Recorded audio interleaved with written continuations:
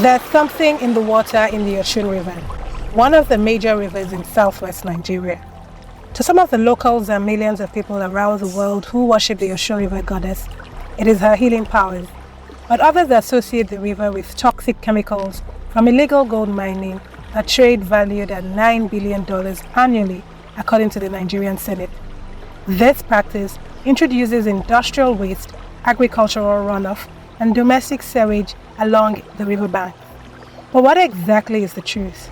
My name is Ogechi Ekianyawo, and on this episode of the Africa Science Focus, our weekly science and development show from SciDevNet, we're seeking answers.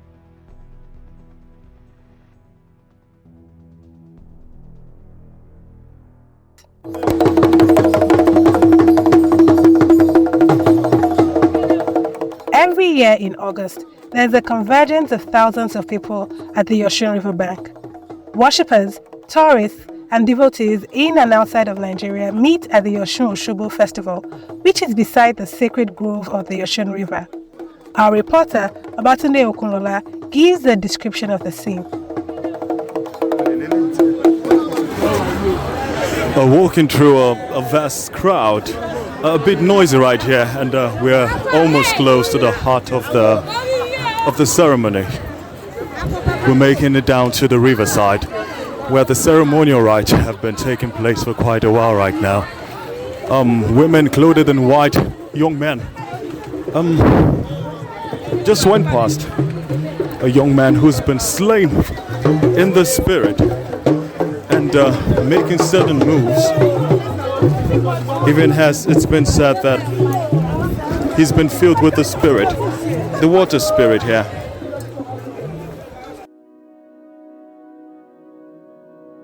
It is a festival that pays homage to Oshun, a river goddess, and the healing power of the Osun waters. The river is 267 kilometers long and flows through the dense forest of the Osun Osogbo Sacred Grove, a 2005 UNESCO-designated World Heritage Site. The huge turnout at the festival comes despite yearly warnings by the state government that the water has been contaminated by activities of illegal and artisan miners. The religious worshippers ignore this warning and believe it to be false. They say it has little effect on the healing powers that the water possesses. My name is Chief Mrs. Oluseyi Atanda, the Yalaji of the States. No disease that will use that water that will not cure. We believe in it. We put it into practice. The thing is working perfectly. So don't even look at the color or disease or anything. Even our forefathers, they are using it. My grandmom died at the age of 126 years. So, what is the significance of the Osun River to traditional worshippers that make it worth the risk? We hear Dr. Oluseyi Atanda, the president of Traditional Religious Association in Osun State, Nigeria.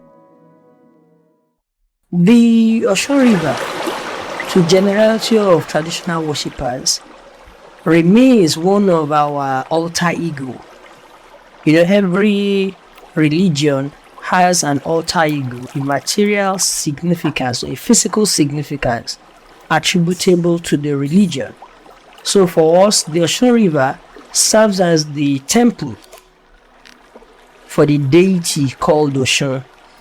And both devotees and anybody who could be a client of a devotee who has spiritual concerns and has been asked to go and venerate Oshun, then that Osun River serves as a point of contact between the devotee and the Oshun deity. Apart from the fact that for the people of Osogbo, it has a deeper significance in the sense that without the Osun River, there is no Osogbo. Because Osogbo was conceptualized from the Osun River, the Osun, because that was where Osogbo started from. The Osun festival that has been celebrated is in continuation of the pact between the progenitor of Osogbo, that is Laro and Timei, who are the early settlers, and met Oshun deity there. And they had a pact that I shall protect you. I shall make your kingdom great. You shall take my water, but you must always continue to celebrate my existence, and your city shall never be ravaged by war. And to date in the history of mankind, Osogbo still remains one of those very few historical towns that was never ravaged by war. So why will Osogbo people not celebrate Oshun? So Oshun is celebrated by Osogbo people. Apart from its medicinal value, we have the spiritual essence and also the historical essence of Osogbo. So you can't toy with it. What is the belief about the water's healing powers and the connection to the river and the Oshun festival? Yes, you know, for healing, Oshun is also regarded as the deity of fertility. So with your faith, it is believed that when you drink Oshun water, it fixes your fertility challenges and makes you more potent. And women get pregnant because after the Oshun festival, you get the evidence of it. 5th day after the festival, which they call the Kesi Rodu, that people who have asked Oshun for one blessing or the other come back on that Tuesday. You know, the grand finale of the festival is on a Friday. The following Tuesday is called the Kesi Rodu. That is when people come back with gratitude to Oshun, and you find people that even from their names you will know they've been gotten from Oshun. You have Oshun Dagbonu, you have, which is the popular name of our Baba in Osogbo, Baba Yemi Elebubo. That was where Baba came from. Then you have Oshun Bunmi, Oshun Dunke, Oshun Gbemi, tell you that they were from Oshun. So Oshun has the significance for fertility and also for some other ailments. You know that popular song, Sheleru Agbo, like Agbara Agbo, Losun fi ń wo ọmọ rẹ̀, kí dókítà ó tó dé, abímọ má dáná lé, Oshun là ń pòwe mọ́. So traditionalists around the world, Osogbo people, believe in the potency of the Oshun water for healing. And you will see during the festival over years, the number of people who buy plastic kegs of different sizes just to take that water. And it has been like that from time immemorial. I'm not sure if you saw a video that came up around the last Oshun festival. That video was shot, I think, way back 1972. The Oshun festival. It was in black and white. And there were people carrying kegs, different plastic containers, metal containers, calabash here and there, just to take that water. And you look at what is happening today, still, it's still the same one. So the potency of that water is still there. For the people who use the water, what they consider its healing potency is more important than anything else. Our reporter Babatunde hears from Egberemilekun Ajeshewa. Nothing will happen to a child of the water because water is life. We use water for bathing and drinking. This water is a herb. We are to drink and use it. That it is contaminated and not to be used is a lie. Many rely on what they say is the healing powers of the Osun River to cure various illnesses and are convinced that the water holds healing to all kinds of diseases. They say the brownish murky appearance is because of the water's healing powers, but researchers warn that the water is simply contaminated. Azeez Luqmon is an associate professor of environmental, analytical, and nanochemistry in Osun State University. He's been researching the river since 2015. One of his research found that the pollutants in Osun River could cause blood imbalance and liver cell injury. He discusses his findings with us. We carried out an analysis in 2015 on Osun River and some of the pollutants that are found in Osun River, vis-a-vis their consequences on health challenges of people who are exposed to Osun River, those who drink Osun River or those who have one or two things to do with Osun River, maybe for washing, maybe for bathing. So as at then, we did not have much information about the gold mining. So we're only concerned about what has changed the color of the water and what particular pollutants could be in the water. So we carried out this and we determined some pollutants. So we got heavy metals in the water. We also got some other pollutants we call volatile organic compounds. Some of these pollutants are carcinogenic. So when this water is taken for 20, 30 years continuously, they could induce cancer. So that was what we found. Our findings show that this water, the rivers that then contained some pollutant that can be injurious to human health. So after this, we now subjected rats to know, because rats, we can use it as we use rat as model for humans because of our resource. So, and I had a biochemist as a friend who also worked on this. So eventually we were able to see that the blood was affected, the kidney was also affected. Unfortunately, we were curious to also know, to work further. Unfortunately, we were decimated because it was capital intensive, so we could not continue. So that was the reason why we left it. But later on, so when there was we listened to a news, we listened to some news on the radio, and the government came out, and then it was during the administration of Oluseyi Atanda that Osun River was polluted, and those who were coming, the adherent worshippers of Osun, should not take the water. But unfortunately, some of them refused to listen to the advocacy of the government. So we took up the challenge again. So what the information we got from there was that the gold mining pollution was responsible for the pollution in Osun River. So we needed to find the link between the gold mining and Osun River pollution. So that's what we've been doing. We have been doing this for the past 4 years. So we have been doing this for the past 4 years. We had analyzed some gold mining. We have gone to some gold mining sites, and I think we have worked on 4 now. So then there is one along Ilesha Oshun. All right. So we have worked on about 4.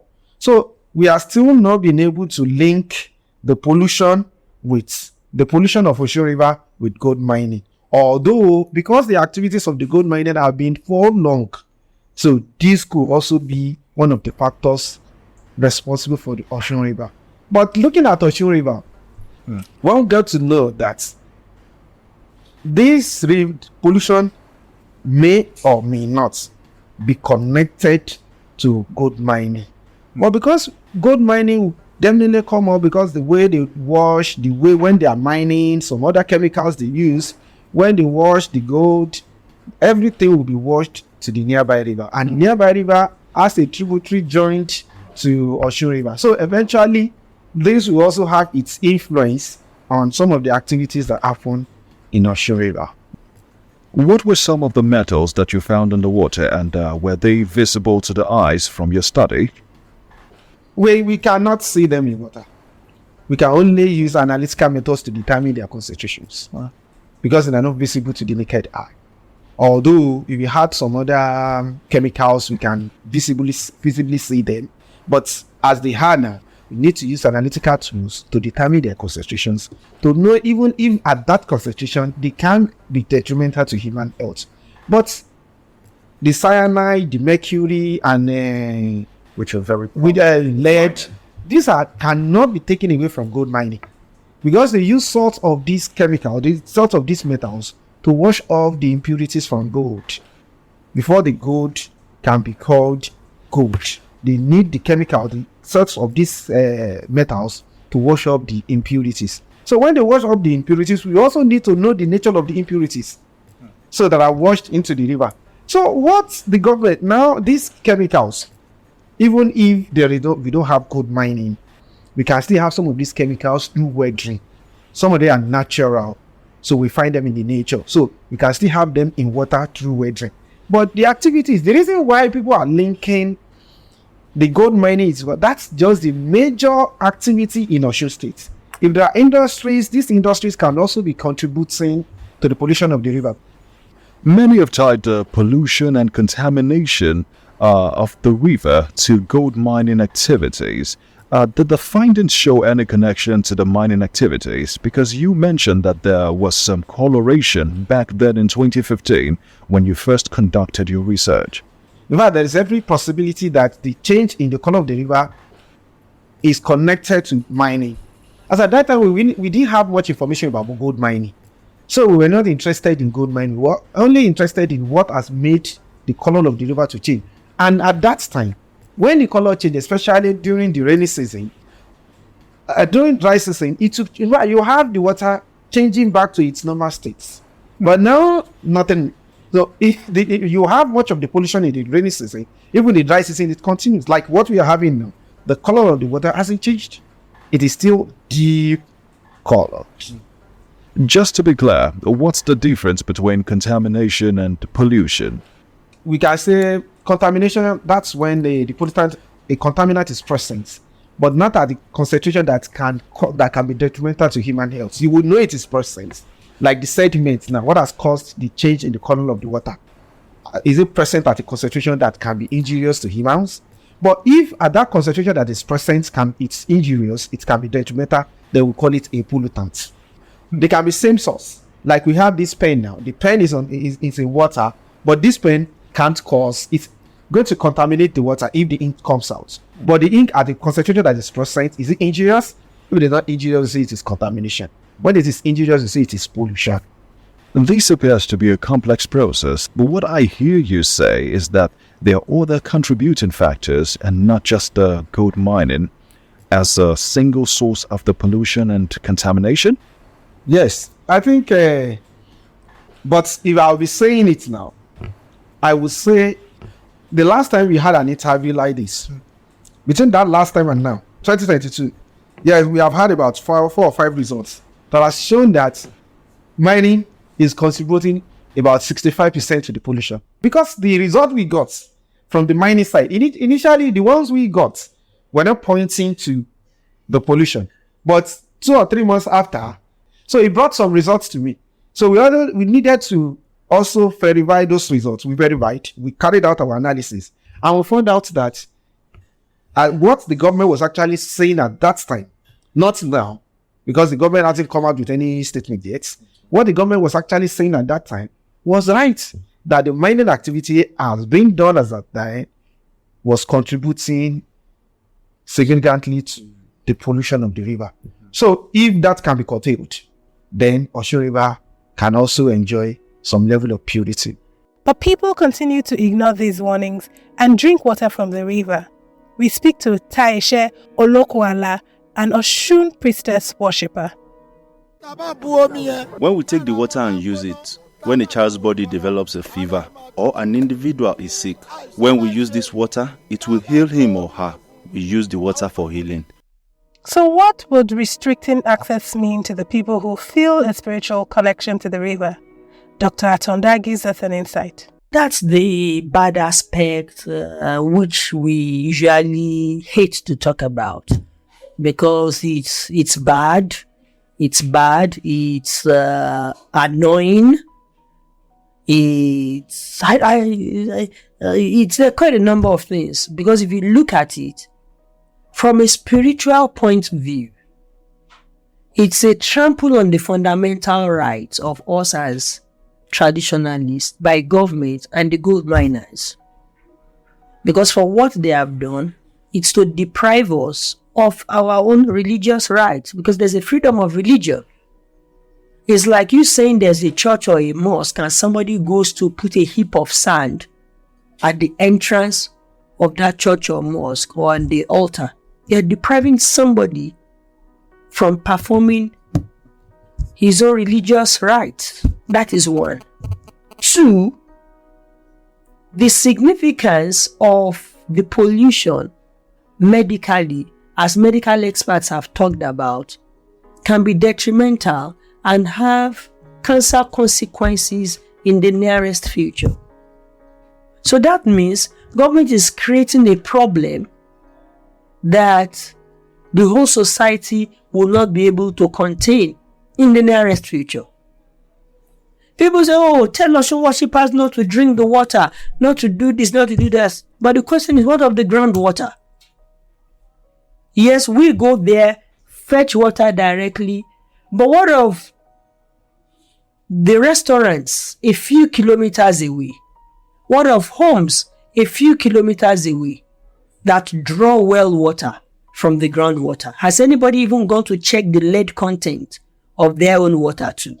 The mercury content of their own water too? We are just looking at the brackish state of that water and we are making noise about it. Yes, it has affected us. But as we are saying, it's not a problem of traditionalists only. It's something that would affect everybody that is along the coastal line of that water, be it farmer, be it inhabitant or devotee. We all use that water for one purpose or the other. The bad thing about we as traditionalists is, I remember last year festival, 2 years festival, 2 years ago, despite the noise, the campaign that this water is contaminated, people should not drink it. You could see the fate of people. That people still damn the consequences. That no, Oshun will not hurt me. Oshun will not do me bad. That we believe in the potency, the healing powers of this water. That is how strong the faith of people are. Despite several advocacies that have been made about the pollution and the contamination of the river, has the patronage been affected in any way? I think the best way to explain that and show that the festival keeps growing in leaps. During COVID, we never expected the crowd that came. Probably there were not too many of international guests, most likely because they had travel restrictions. But locally, within Nigeria, it was beyond expectation. For the 2 years COVID was on, despite noise, restrictions by government, it did work. So that still showed that people still had their faith locked with that deity and the river.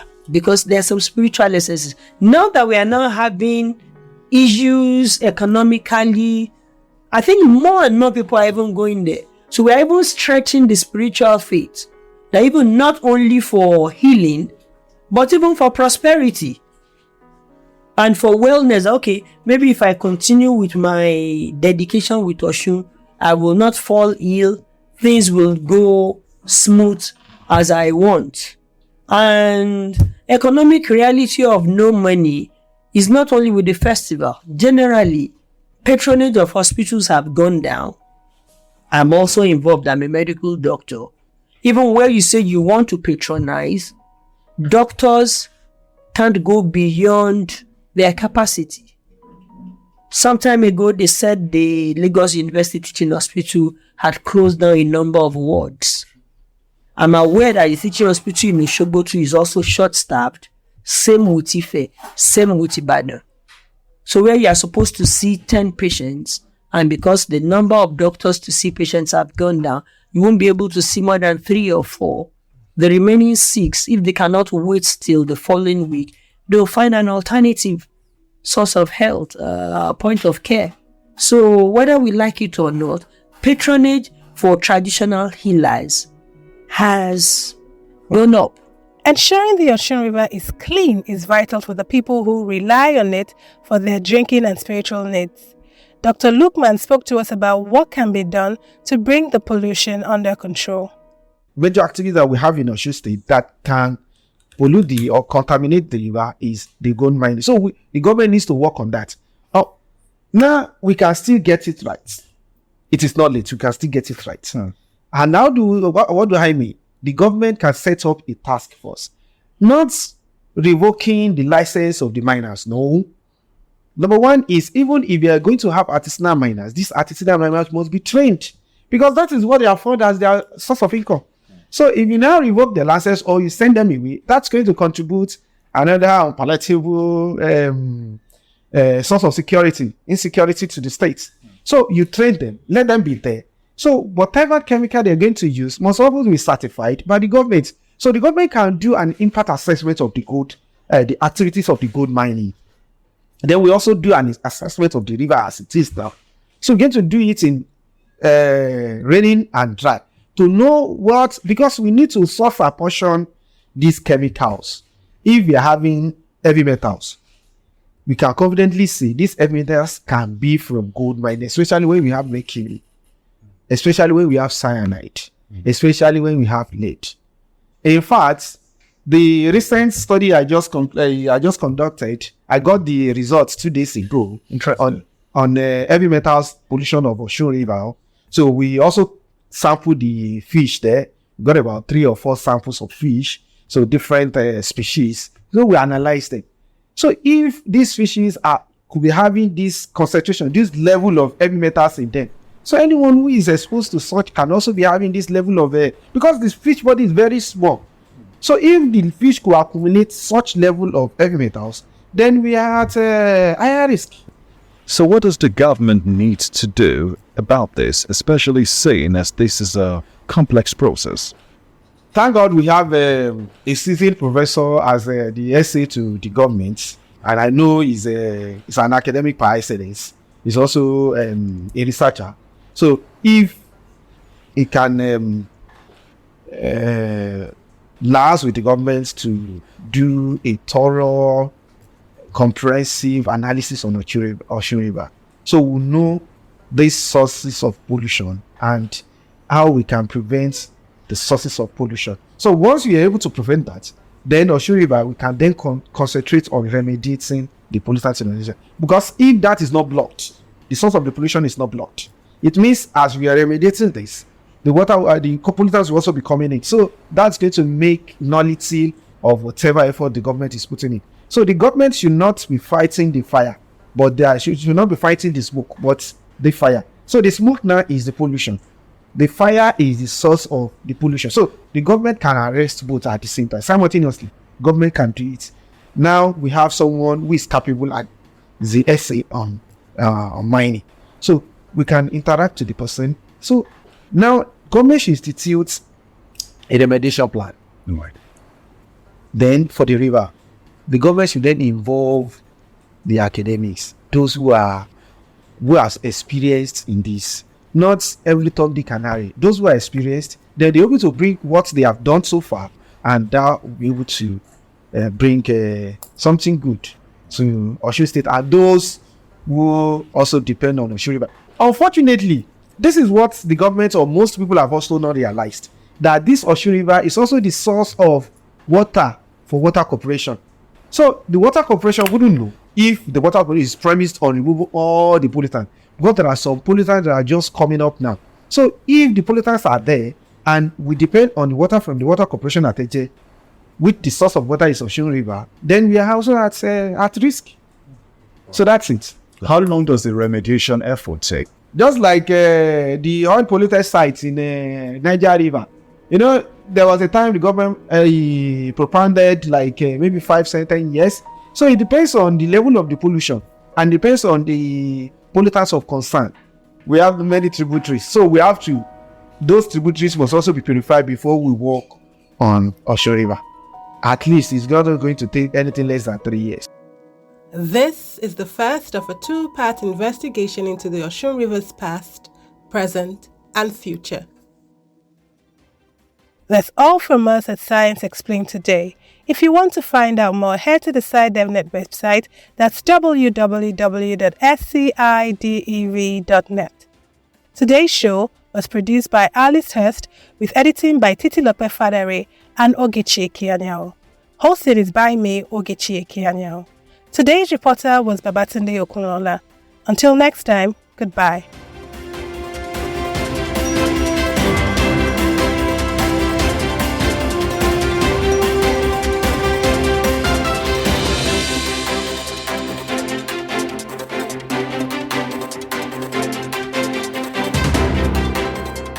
Africa Wicked Science Focus is produced by SideMnet and distributed in association with your local radio station.